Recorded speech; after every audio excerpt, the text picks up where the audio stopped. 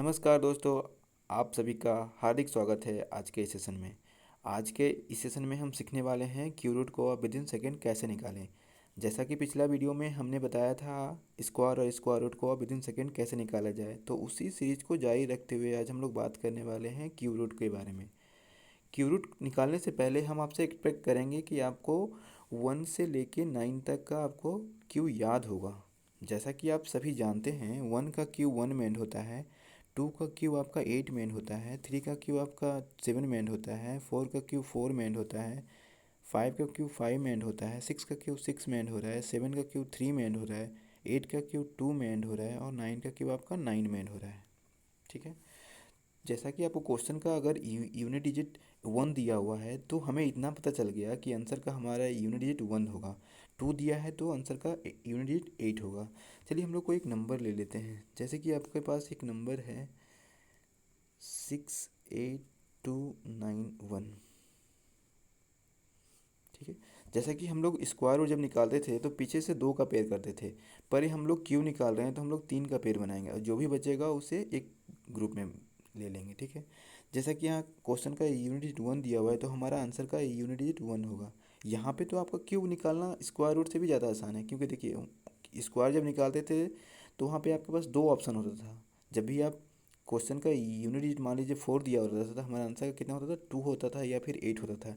पर यहाँ पे तो आपका 1 है तो आंसर का भी यूनिट डिजिट 1 ही होगा। ठीक है।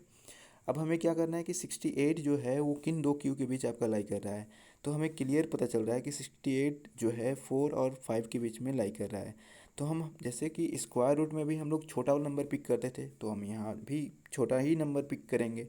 तो जैसे यहाँ 4 और 5 के बीच में छोटा नंबर हमारा कौन सा है, 4 है, तो हम यहाँ 4 ले लेंगे, ये आपका आंसर हो जाएगा। ठीक है। उसी तरह चलिए एक नंबर और हम ले लेते हैं।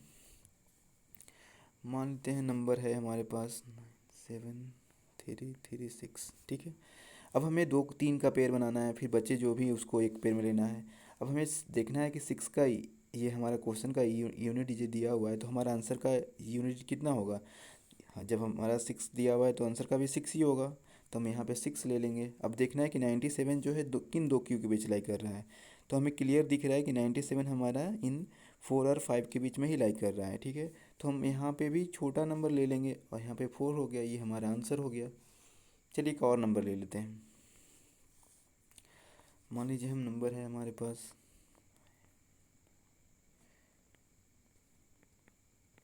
ठीक है। अब यहाँ पे देखिए स्टेप नंबर 1 क्या करना है, हमें 3 का पेयर बनाना है, फिर जो बचे उसको एक पेयर में लेना है।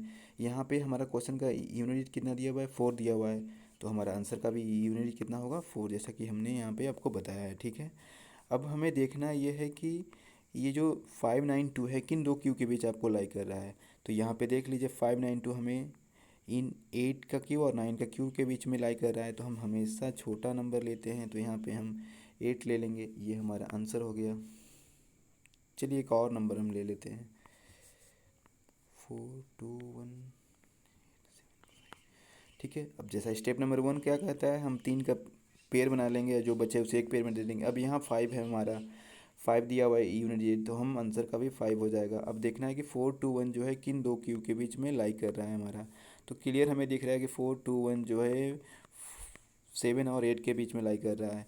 अब हमें क्लियर पता है कि हम हमेशा छोटा वाला नंबर ही पिक करते हैं, तो हम छोटा वाला नंबर यहाँ ले लेंगे, ये हमारा आंसर हो गया।